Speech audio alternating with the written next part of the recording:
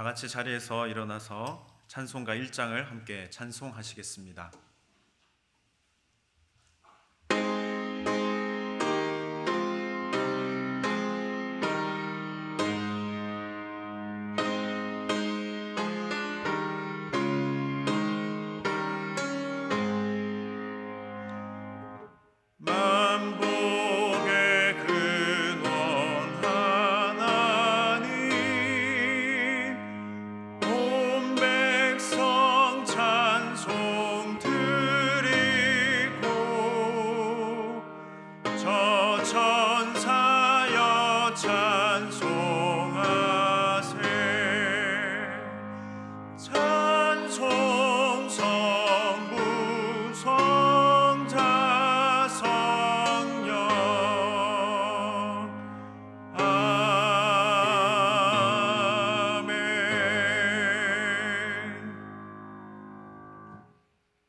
모든 만물 위에 계시고 온 땅에서 홀로 높임 받으시기에 합당하신 주님, 이 시간 주님께 예배하며 주의 이름을 높여드리기를 원합니다. 대림절 두 번째 주간을 지나면서 주의 크신 은혜 감사하며 찬양과 경배로 예배하는 모든 성도들의 중심을 기쁘게 받아 주시옵소서. 오늘도 은혜 보좌 앞으로 우리들을 이끌어 주시고 십자가 보혈로 정결케 하여 주시사 흠없는 예배자로 주 앞에 서게 하여 주옵소서.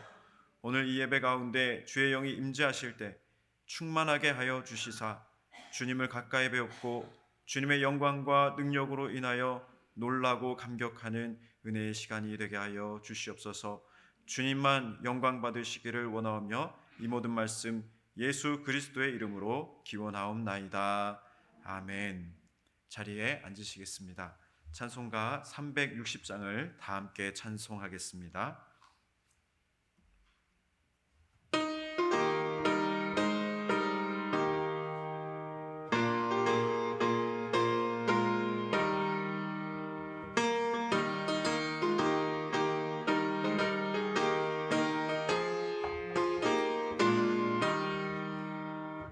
행군나 발소리에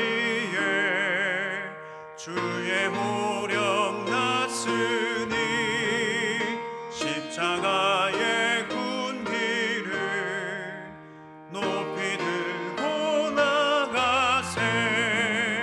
선한 싸움과 싸우고 의의 멸류관 받았으리라. 선한 싸움과 싸우고 예루살렘 성에서 멸류관 받으리. 저 요단강 건너 우리 싸움 마치는 날 의의 멸류관 예루살렘 성에서 악한 마귀 권세를 버리고 승리하신 주님과 승전가를 부르세. 선한 싸움 다 싸우고 의의 멸류관 받았으리라. 선한 싸움 다 싸우고 의의 멸류관 예루살렘 성에서 멸류관 받으리.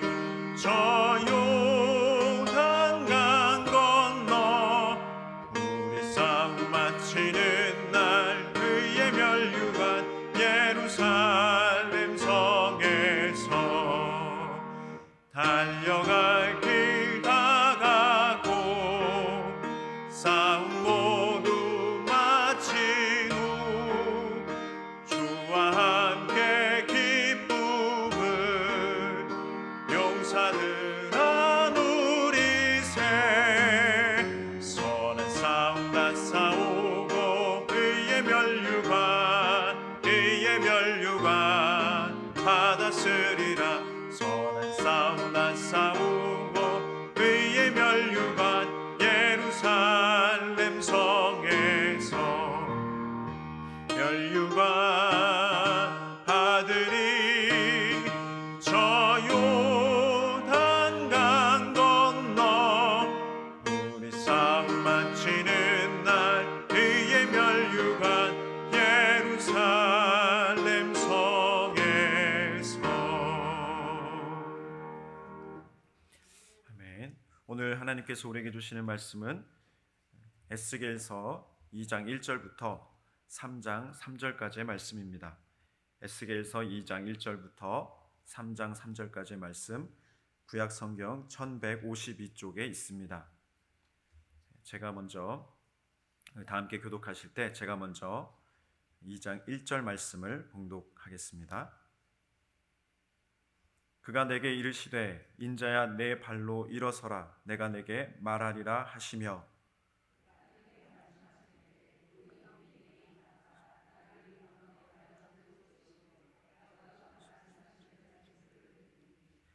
내게 이르시되 인자야 내가 너를 이스라엘 자손 곧 패역한 백성 나를 배반하는 자에게 보내노라. 그들과 그 조상들이 내게 범죄하여 오늘까지 이르렀나니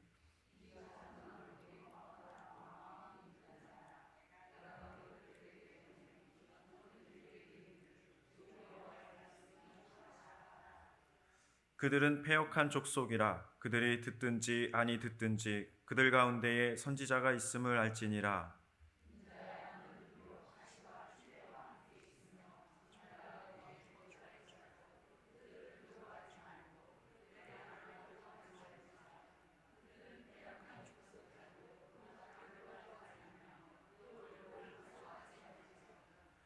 그들은 심히 패역한 자라. 그들이 듣든지 아니 듣든지 너는 내 말로 고할지어다.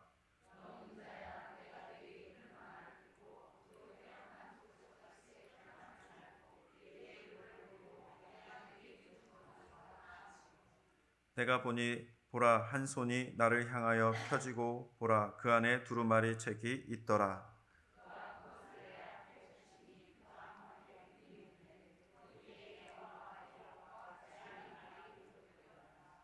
또 그가 내게 이르시되 인자야 너는 발견한 것을 먹으라. 너는 이 두루마리를 먹고 가서 이스라엘 족속에게 말하라 하시기로. 함께 봅니다. 내게 이르시되 인자야 내가 내게 주는 이 두루마리를 내 배에 넣으며 내 창자에 채우라 하시기에 내가 먹으니 그것이 내 입에서 달기가 꿀 같더라. 아멘. 할렐루야. 하나님의 놀라운 평강에 또 하나님의 놀라운 사랑이 우리 예배하는 모든 성도님들에게 가득하시기를 주님의 이름으로 축복합니다. 아멘. 제가 그 신학교 처음에 이제 20살 되어서 입학해가지고 열심히 학교를 다닐 때였습니다. 그때 한 선배님을 만났는데 아직도 그 선배님이 기억이 이렇게 가끔씩 날 때가 있습니다. 왜냐하면 참 특이했던 선배님이었기 때문이죠.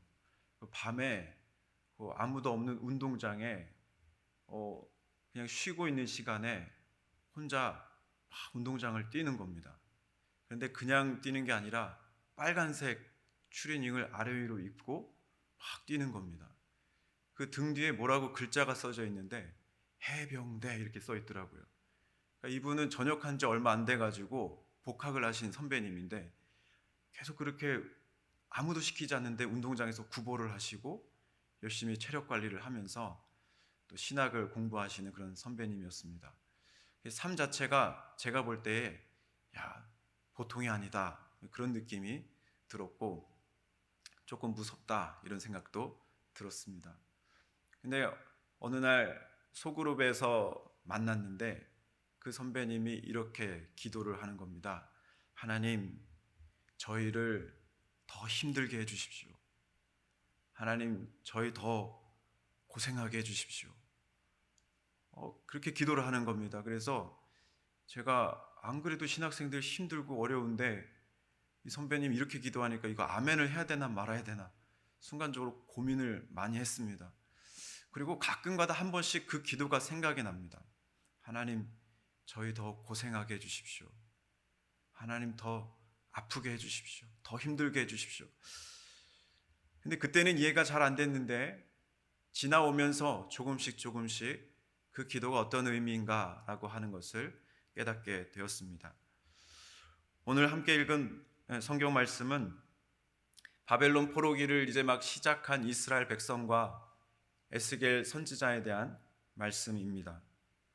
에스겔에게 하나님께서 찾아오셔서 만나주신 그런 장면이 되겠습니다. 이스라엘 백성들에게 바벨론 포로기 시작은 BC 605년부터 시작을 했습니다. 그래서 총 4차에 걸쳐서 포로로 잡혀가고 큰 전쟁을 치르고 여러 가지 일들을 아픔을 겪어내면서 그 기간들을 포로기를 시작했습니다. 에스겔도 지금 이 장면에서 어디에 있는가라고 했을 때는 이미 바벨론에 잡혀와서 그들이 함께 거주하고 있는 그들을 따로 거주하게 한 그 공간에서 그들에게 맡겨진 일들을 에스겔도 감당하고 또 그곳에서 여러 가지 또 아픔도 느끼고 서름도 느끼고 그래서 홀로 눈물 흘리면서 그 포로기 시간들을 보내고 있었던 것입니다. 그리고 그가 드디어 하나님의 그 충만한 임재와 영광 가운데에 또 주님을 만나게 된 것은 2차 포로로 잡혀온 그 시기가 2차 포로로 잡혀온 지 한 5년쯤 되었을 때라고 성경은 말씀하고 있습니다. 그 백성들은 그곳에서 이제 한 10여 년이 지나가는 거거든요. 그동안에 얼마나 많은 일들이, 많은 변화가 그들의 삶 가운데 있었겠습니까? 그래서 그 백성들이 정말 힘들고 외롭고 견디기 어려울 때는 예배할 공간을 찾아서 하나둘씩 강변으로 모여들었던 것 같습니다. 그 시편 137편 1절 말씀에 보면 우리가 바벨론의 여러 강변 거기에 앉아서 시온을 기억하며 울었도다 이렇게 말씀합니다. 그들은 어디 예배할 공간도 없고 기도할 공간도 없어서 아무도 없는 한적한 곳에 강변으로 하나둘씩 약속한 듯이 모여서 그곳에서 시온을 기억하고 주의 성전을 기억하고 하나님의 은혜를 구하는 그런 기도를 많이 드려왔던 것이죠. 그래서 오늘 함께 읽은 에스겔 2장의 말씀은 에스겔을 하나님께서 드디어 만나 주시는데 그 강변에서 그발 강가에서 만나 주시는 그런 말씀이 되겠습니다. 에스겔도 하나님의 은혜를 사모하면서 그 아픔과 고통 가운데서 주님 앞에 날마다 사모함으로 나아갔던 것이죠. 그래서 에스겔서 2장 1절 말씀에 보면 드디어 하나님께서 만나주셔서 말씀하시는데 그가 내게 이르시되 인자야 내 발로 일어서라 내가 내게 말하리라 하시며. 여러분, 여기서 우리가 깨닫는 것 한 가지가 있는데요, 무엇이냐면 하나님을 찾고 사모하고 주님 앞으로 나아가는 자에게 하나님은 반드시 만나주신다는 것입니다. 그리고 주님께서 말씀하여 주시고 또한 그에게 베풀어 주시는 은혜가 있는데 그것은 그를 어떤 자리에 있든지 일으켜 세워주시고 그에게 힘을 더하여 주시는 그런 은혜를 베풀어 주신다는 것이죠. 간절히 원하는 것은 오늘 예배 가운데서도 하나님께서 우리를 만나주시고 세임 부어주시기를 간절히 원합니다. 그리고 두 번째, 하나님께서 계속 이스라엘 백성 가운데 있는 그 에스겔에게 말씀하시고 명하시는데요, 에스겔서 2장 3절에서 4절 말씀입니다. 우리 같이 한번 읽어보겠습니다. 시작. 내게 이르시되 인자야 내가 너를 이스라엘 자손 곧 패역한 백성 나를 배반하는 자에게 보내노라. 그들과 그 조상들이 내게 범죄하여 오늘까지 이르렀나니 이 자손은 얼굴이 뻔뻔하고 마음이 굳은 자니라. 내가 너를 그들에게 보내노니 너는 그들에게 이르기를 주 여호와의 말씀이 이러하시다 하라. 여러분, 여기에서 보면은 조금 문제가 발생하고 있는 것을 보게 됩니다. 큰 문제일 수도 있고 작은 문제일 수도 있는데 어울리지 않는 표현들이 등장하고 있기 때문입니다. 그것은 에스겔을 부르신, 드디어 만나신, 그리고 보내시는 그 하나님께서 에스겔을 보내는 그 백성을 어떻게 표현하시는가를 읽어볼 때 조금 문제가 있구나라고 하는 것을 느끼게 되는 것이죠. 보냄을 받은 그 백성들의 상태가 정상이 아닌 것입니다. 뭐라고 표현하시냐면 범죄한 상태로 그들이 죄 가운데 계속 있다라고 말씀하십니다. 그리고 그 백성은 얼굴이 뻔뻔하고 마음이 굳은 자들이다 이렇게 말씀하고 있습니다. 6절에서 7절 말씀을 보면 더 심한 표현들이 나오고 있습니다. 그들은 패역한 족속이다. 그리고 그들은 심히 패역한 족속이다 이렇게 말씀하시는 거죠. 여러분, 패역이라는 말의 뜻이 무엇입니까? 사전을 찾아보니까요, 사람으로서 마땅히 하여야 할 도리에 어긋나고 순리를 거슬러 불순함 이런 뜻이 있습니다. 하나님의 백성이라고 하는 이스라엘 민족이 지금 하나님께서 매를 대셔서 포로기를 지내고 있고 지금 2차 포로로 잡혀오는 사람들을 맞이하면서도 벌써 5년이 더 지난 상태, 10여 년이 더 훌쩍 넘어가고 있는 이런 상태에서도 여전히 그들은 패역하고 심히 패역한 죄 가운데에서 목이 뻣뻣하고 그 마음이 굳은 그런 상태에 있었다는 것입니다. 전혀 어울리지 않는 표현을 그 백성에게 하고 있는데 그 백성이 얼마나 하나님 앞에서 심각한 상태에 있었는가를 깨닫게 되는 부분입니다. 그런데 하나님께서 에스겔을 드디어 만나 주셨고 그 에스겔에게 말씀을 해주시는데 어떤 말씀을 해주시냐면 그 에스겔 보고 그 백성에게 가라고 하시는 겁니다. 그런데 그 백성에게 보내시면서 단단하게 마음을 준비시키고 계십니다. 에스겔서 2장 6절 말씀입니다. 함께 보겠습니다. 시작. 인자야, 너는 비록 가시와 찔레와 함께 있으며 전갈 가운데에 거주할지라도 그들을 두려워하지 말고 그들의 말을 두려워하지 말지어다. 그들은 패역한 족속이라도 그 말을 두려워하지 말며 그 얼굴을 무서워하지 말지어다. 여러 번 하나님께서도 그 백성의 상태가 좀 심각한 상태다, 쉽지 않겠다라고 생각하셨는지 그 에스겔을 보내시면서 여러 번 두려워하지 말고 그들을 무서워하지 말라라고 그렇게 말씀하시고 단단히 준비를 시키고 계십니다. 여기까지 한 번 더 정리를 해보면 에스겔 선지자는 지금 하나님을 드디어 만난 상태에서 더 큰 짐을 넘겨받는 듯한 그런 모습을 보게 됩니다. 그를 만나주신 하나님께서 그를 보내시겠다라고 말씀해 주시고 가라라고 말씀하시고 준비시키고 계시는데 그 에스겔이 나아가는 그 상황은 내부적으로도 심각하고 외부적으로도 참 여러 가지 문제들과 시험이 많은 그런 상황에 있었기 때문입니다. 여기에서 이런 질문을 던지고 싶습니다.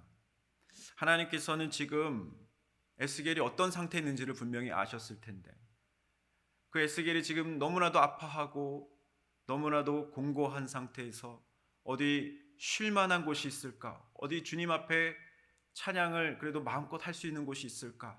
하나님의 그 은혜를 구하며 나아갈 수 있는 그 공간은 어딜까? 그렇게 찾으면서 강변으로 나와 그렇게 외롭게 기도하고 주님의 은혜를 구하고 있었던 에스겔이었는데 그의 힘들고 공고한 상태를 하나님 분명히 알고 계셨을 텐데 그를 드디어 만나주신 이 상황 속에서 그에게 처해 있는 이런 모든 상황들을 아시면서도 왜 그런 슬픔과 그 애통함과 그의 어떤 무거운 짐들을 바로 해결해 주시지 않았는가 하는 것입니다.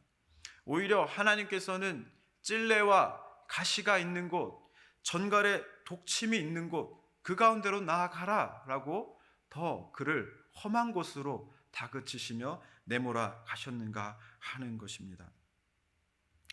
그래서 우리는 조금 더 인내하면서 이런 질문을 가지고 그 다음 구절들을 읽어 나아갔으면 좋겠습니다. 하나님께서 그래서 더 단단하게 에스겔을 좀 준비시키는 그런 모습들이 있기 때문이죠. 그런데 그 모습들이 어떤 모습이었는가? 2장 8절 말씀입니다. 2장 8절 말씀 시작. 너 인자야, 내가 내게 이르는 말을 듣고 그 패역한 족속같이 패역하지 말고 내 입을 벌리고 내가 내게 주는 것을 먹으라 하시기로 내가 보니 보라 한 손이 나를 향하여 펴지고 보라 그 안에 두루마리 책이 있더라.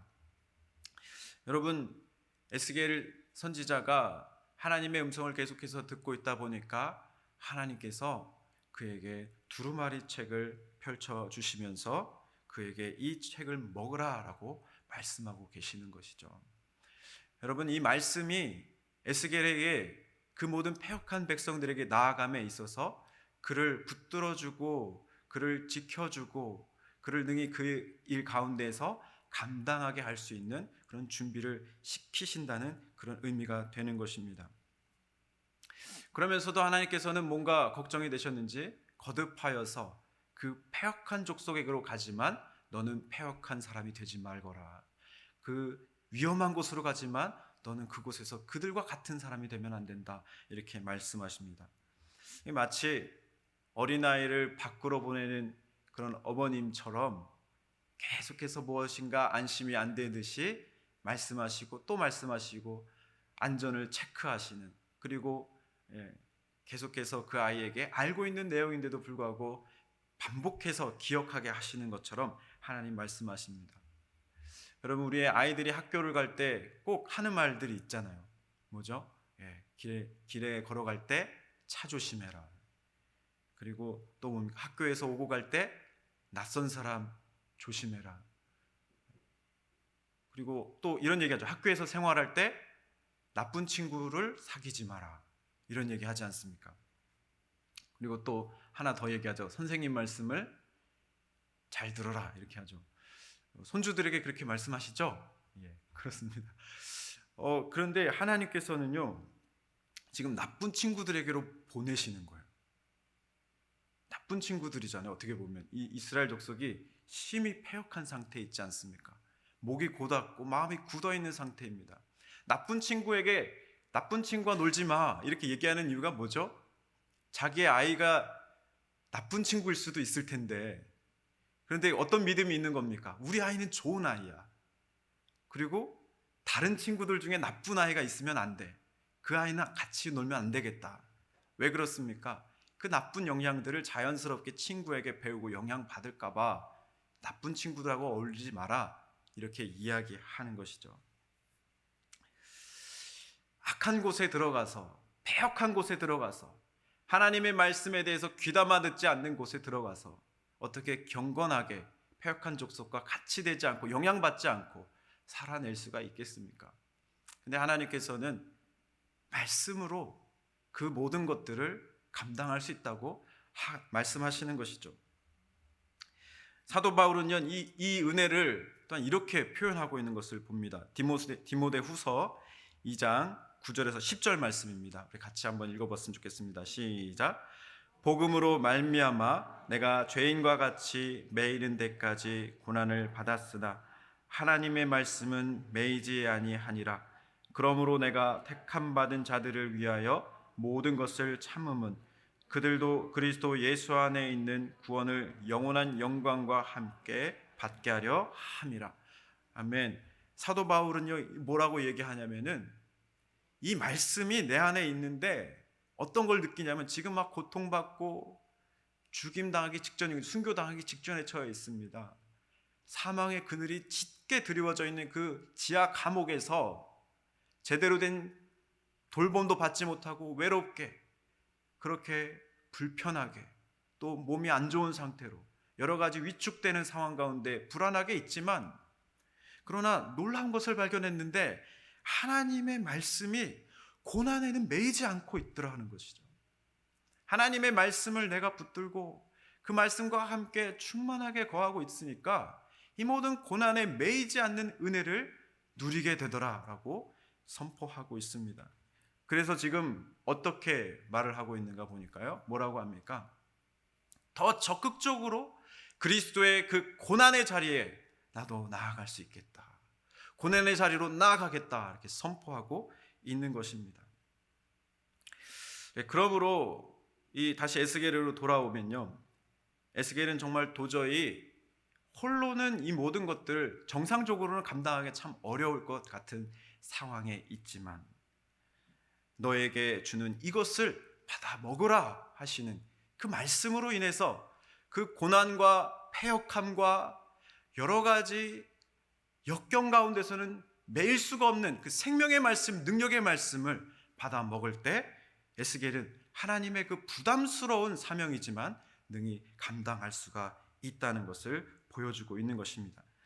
사랑하는 성도 여러분, 우리들도 하나님의 은혜를 구하며 나아갈 때 다른 것보다도 먼저 우리 주님께서 허락해 주신 이 생명의 말씀, 능력의 말씀을 더욱더 사모하며 나아가실 수 있기를 간절히 원합니다. 그렇다면 우리가 이 에스겔처럼 이런 강력한 은혜를 누리며 나아가고자 하는데 받아 먹으라 하신 그 의미가 도대체 무엇인가를 좀 더 살펴봐야 하겠습니다. 말씀을 먹는다는 것이 무엇인가? 말씀을 먹는다는 것이 무엇인가? 유대인들은 그 아이가 태어나서 유치원에 들어가면 첫 번째 수업이 그들의 그 히브리어 그 알파벳을 이렇게 과자로 만들어서 그 아이들에게 먹게 해준다고 합니다. 그 글자로 된 거, 그 성경에 쓰여 있는 그 글자, 그 알파벳을 먹으면서 하나님의 말씀이 이렇게 내게 달고 고소하고 맛있구나 이런 거를 온몸으로 경험한다는 것이죠. 말씀을 먹는다는 것은 그런 의미가 있다는 것이죠. 말씀을 먹는다는 것. 그렇지만 우리가 이 말씀을 그대로 먹을 수는 없잖아요. 말씀을 그러면 어떤 의미겠습니까? 묵상한다는 그런 말씀이 되겠습니다. 그래서 이 부분에 대해서 유진 피터슨 목사님은 히브리어 표현에 대해서 이해하기 위해서 이사야서 31장 4절 말씀을 봐야 된다라고 설명합니다. 그 초반부를 같이 보면은 이사야서 31장 4절 말씀을 보면은 여호와께서 이같이 내게 이르시되 큰 사자나 젊은 사자가 자기의 먹이를 움키고 으르렁거릴 때에 이런 표현이 나오는 거죠. 근데 여기서 사자가 으르렁거리다, 으르렁댄다라고 하는 말이 히브리어로 하가라는 말이라고 설명합니다.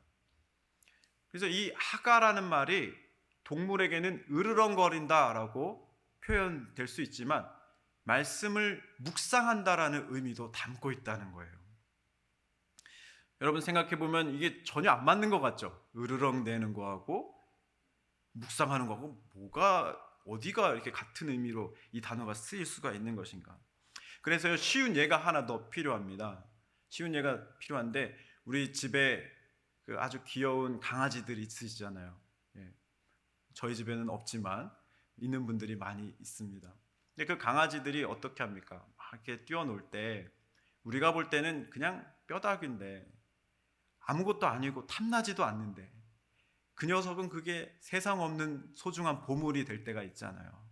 그래서 그 뼈를 물고 하루 종일 그것을 물어뜯고 핥고 냄새를 맡고 품에 안고 뒹굴지 않습니까? 그리고 주인이 이렇게 귀여워서 이렇게 좀 안아주려고 그러나 쓰다듬어 주려고 하면 어떻게 합니까? 그 주인인데도 불구하고 으르렁거리지 않습니까? 그거라는 거예요. 하나님의 그 말씀을 묵상하는 그 하가라는 의미는 하나님의 말씀을 그렇게 물고 뜯고 온몸으로 느끼고 그 향취를 맡고 다시 되새기고 그것에 푹 빠져 있는 것. 그 동물의 입장에서는 그것을 너무나도 만족스러워하고 그것이 세상 없는 보물로 여기면서 하루 종일 그것을 가지고 있으면서도 즐거워하고 실증내지 아니하는, 누가 뺏어갈까 봐 으르렁대면서 그것을 지키려고 하는, 그것이 바로 말씀을 묵상하는 것이다 라고 하는 것이죠. 그러나 일반적으로 우리가 이야기하는, 생각하는 말씀 묵상은 조용한 성전에서 초를 켜놓고 무릎 꿇고 앉아서 아무 소리도 내지 않고 그렇게 조용히 묵상하는 것만 생각하지 않습니까? 물론 그것도 좋은 묵상의 방법이긴 하지만 여기서 말씀하시는 하가라는 묵상은 좀 더 적극적으로 그 말씀을 취하고 집중하고 온몸으로 그 말씀을 느끼고 그 말씀을 함께 동행하는 그런 방법이라고 하는 것입니다. 그래서 단순히 이 말씀을 묵상하고 읽을 때 뇌세포에만 저장하는 그런 정보로서 기억하는 것이 아니라 그것을 나의 삶을 변화시키고 내 삶을 이끌어가는 데까지 읽고 생각하고 행동하는, 도전하는 그런 말씀 묵상이 된다 하는 것이죠. 그러므로 에스겔에게 받아 먹으라라고 하신 말씀은 젊은 사자가 그 보물 같은 큼직한 갈빗대 하나를 가지고 물고 뜯고 핥으면서, 그리고 그 냄새를 음미하면서 푹 빠져 있는 그것과 같이 하나님의 말씀을 계속해서 음미하고 되씹고 내 배에 넣고 창자에 넣고 그것을 만족하며 집중하며 나아가는 은혜를 취하는 것이다 하는 것입니다. 여러분, 그런데요, 또 문제가 있습니다. 그 말씀의 내용을 보니까 조금 문제가 있어요. 말씀에 문제는 없겠지만 에스겔의 입장에서 제가 묵상할 때 보니까 조금 이런 말씀을 어떻게 묵상을 해야 될까라는 생각이 들었습니다. 2장 10절 말씀인데 같이 한번 읽어보겠습니다. 시작. 그가 그것을 내 앞에 펴시니 그 안팎에 글이 있는데 그 위에 애가와 애곡과 재앙의 말이 기록되었더라. 여러분, 애가와 애곡, 슬픔의 노래, 탄식의 노래, 그리고 재앙이 가득한 심판의 말씀, 이런 말씀을 가지고 우리가 하루 종일 묵상하고 되씹고 마음에 품고 그것을 즐거워하고 집중하여 다른 것에 빼앗기지 않을 그 말씀으로 여기고 살아가기가 쉬운 일이겠습니까? 누군가가 우리에게 당신은 어떤 말씀을 좋아합니까? 당신은 어떤 말씀을 붙잡고 살아가고 계십니까? 라고 물을 때 재앙의 말씀을 꺼내놓는 사람은 아무도 없습니다. 소망의 말씀, 위로의 말씀, 사랑의 말씀을 꺼내놓지요. 소개합니다. 그것을 고백합니다. 그런데 지금 에스겔은 하나님께서 주시는 그 말씀이 애가와 애곡과 그리고 재앙이 가득한 그런 말씀이었다고 하는 것이죠. 가장 힘들고 위로가 필요한 순간에 하나님께서는 이런 말씀으로 받아 먹으라 말씀하시는 겁니다. 그런데 여러분, 그 다음 장면을 보니까 이해가 됩니다. 가장 놀라운 것은 하나님께서 우리에게 주시는 어떤 말씀은 우리에게 모든 것이 선하게 역사하시고 우리의 삶에 유익하고 우리를 바르게 하는데 귀한 말씀이 된다라고 하는 것이죠. 에스겔서 3장 2절에서 3절 말씀을 먼저 한번 봤으면 좋겠습니다. 에스겔서 3장 2절 3절 말씀 시작. 내가 입을 벌리니 그가 그 두루마리를 내게 먹이시며 내게 이르시되 인자야 내가 내게 주는 이 두루마리를 내 배에 넣으며 내 창자에 채우라 하시기에 내가 먹으니 그것이 내 입에서 달기가 꿀 같더라. 여러분, 내가 원하는 말씀, 내가 기대했던 말씀이 아닐지라도 우리 사랑의 하나님, 아버지 하나님께서 주시는 말씀은 무엇이든지 받아 취하여 내 배에 넣고 창자에 채우시기를 주님의 이름으로 축복합니다. 그러면 그것이 내 삶에 달고 또 내 삶에 유익한 생명의 말씀이 되는 줄로 믿으시기 바랍니다. 디모데후서 3장 16절에서 17절 말씀은 이렇게 고백합니다. 모든 성경은 하나님의 감동으로 된 것으로 교훈과 책망과 바르게 함과 의로 교육하기에 유익하니 이는 하나님의 사람으로 온전하게 하며 모든 선한 일을 행할 능력을 갖추게 하려 함이라. 아멘이시죠? 에스겔은요, 나라를 잃어버린 상태였습니다.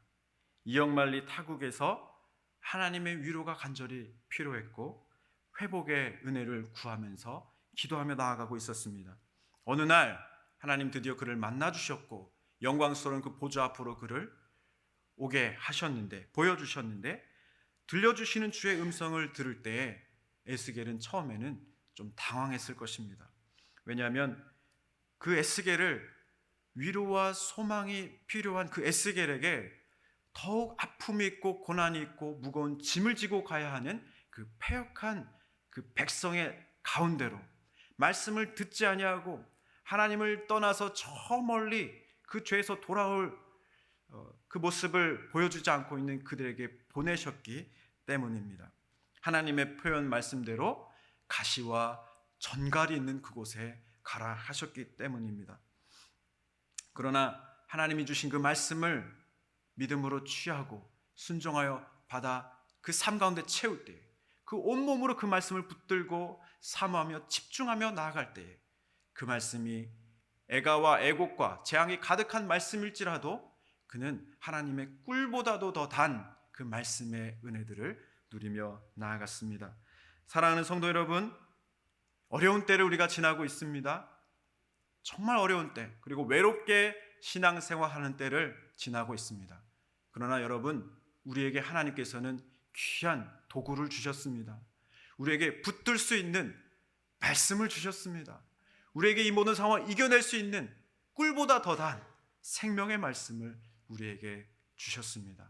어떤 말씀을 들려주시든지 어떤 말씀을 보게 하시든지 편식하지 말고 항상 주님이 오르시다, 주님이 내게 항상 합당한 은혜를 더해 주신다는 그 믿음을 가지고 에스겔처럼 받아 먹어서 주께서 이 모든 상황을 이기게 하시고 또한 감당하기 어려워 보이는 그 사명이라 할지라도 기쁘게 감당할 수 있는 승리의 종들 되시기를 주님의 이름으로 축복합니다. 아멘. 이 시간에 함께 통성으로 기도하며 나아갔으면 좋겠습니다. 말씀을 의지하며 함께 기도하며 나아갈 때 하나님 주의 말씀을 늘 사모하는 그 자리로 나아가게 하여 주십시오. 하나님께서 나의 모든 것을 알고 계시오니 주님께 모든 것을 맡기면서 주께서 베풀어 주시는 그 은혜만 사모하며 나가는 우리가 되게 해주시고, 무슨 말씀을 주시든지 아멘 하게 하여 주십시오. 무슨 말씀을 주시든지 그 말씀에 집중하고 그 말씀에 푹 빠져서 내 배에 놓고 내 창자에 놓고 그 말씀대로 이 땅의 모든 삶을 적용하고 부딪히고 그 말씀의 열매들을 맺어갈 수 있는 나의 삶이 되게 해 주십시오. 그리고 코로나19의 확산세가 점점 더 심해지고 있는 이때에 우리 예배를 지켜주시고 우리 교회를 지켜주시고 우리의 가정과 일터를 지켜주시고 우리의 자녀들을 지켜주시옵소서. 우리 다 함께 통성으로 기도하며 나아가겠습니다. 아버지 하나님, 놀라우신 은혜 감사드립니다. 주님 영광을 받으시는 귀한 이 자리 가운데에서 하나님의 은혜를 사모하게 해주시니 감사를 드립니다. 하나님 함께하여 주시옵소서. 하나님 합당한 은혜를 더하여 주시옵소서. 우리의 모든 상황과 환경과 모든 일들을 알고 계시는 아버지께서 필요한 모든 것을 채워 주시옵소서. 합당한 은혜를 더해 주시는 주님을 신뢰하며 나아가는 우리들에게 주님 합당한 능력의 말씀을 더하여 주시옵소서. 무슨 말씀을 주시든지 어떤 말씀을 우리에게 허락하시는지 우리가 그 말씀을 달게 받게 하여 주시고 순종으로 받게 하여 주시고 삶 가운데 중심에 놓고 붙들고 나아갈 수 있는 은혜를 누리게 하여 주시옵소서. 아버지 하나님, 이 땅에 코로나19의 또 확산세가 점점 드세지고 있습니다. 줄어들지 않고 있습니다. 하나님, 그 상황 속에서도 우리 교회를 지켜주시옵소서. 예배를 지켜주시옵소서. 우리의 믿음을 지켜주시옵소서. 우리의 가정과 우리의 모든 일터들을 지켜주시옵소서. 특별히 우리 자녀들을 지켜주시되 하나님, 우리가 기도함으로 말씀을 붙잡음으로 날마다 주께서 베풀어 주시는 보호하심과 그 능력에 힘입어 이기며 나아갈 수 있는 모든 주의 종들 되게 하여 주시옵소서. 주님 감사합니다.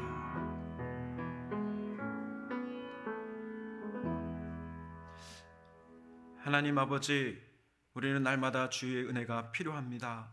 주께로 나아가는 그 발걸음, 그 마음을 항상 더욱더 주께로 활짝 열어놓고 힘을 다하여 주께 나아가는 우리가 되게 하여 주시옵소서. 또한 주께서 베풀어 주시는 그 은혜만을 사모할 때에 무슨 말씀을 주시든지 그 능력의 말씀을 붙들고 승리하는 우리 모든 성도들이 되게 하여 주시옵소서. 코로나19의 확산세를 잠잠하게 하여 주시사 우리 교회가 또한 든든하게 세워져 가고 함께 모여 예배하고 또 함께 주의 사명을 감당하는 일에 막힘이 없게 하여 주시옵소서. 모든 성도들의 가정과 일터를 지켜주시기를 원합니다. 우리의 자녀들을 주께서 능력의 손으로 붙들어 주시옵소서. 감사드리며 예수 그리스도의 이름으로 기도드립니다. 아멘. 교회 소식을 간단하게 전해드리겠습니다. 이번 주일 12일 주일 3부와 4부 예배 시에 새가족 선물 나눔이 새가족 영접실에서 있다고 합니다.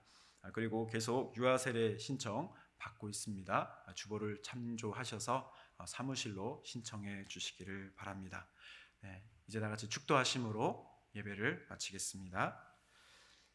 이제는 우리 구주 예수 그리스도의 은혜와 하나님 아버지의 놀라우신 사랑하심과 성령님의 임재하심, 교통하심의 역사가 주의 말씀을 무슨 말씀이든지 달게 받고 그 말씀의 능력에 힘입어 승리하길 소원하는 사랑하는 성도님들 위해, 그 가정과 이 일터 위에, 우리 교회와 이 나라 민족과 모든 선교사님들 위해 이제부터 영원토록 함께 해주시기를 간절히 축원하옵나이다. 아멘.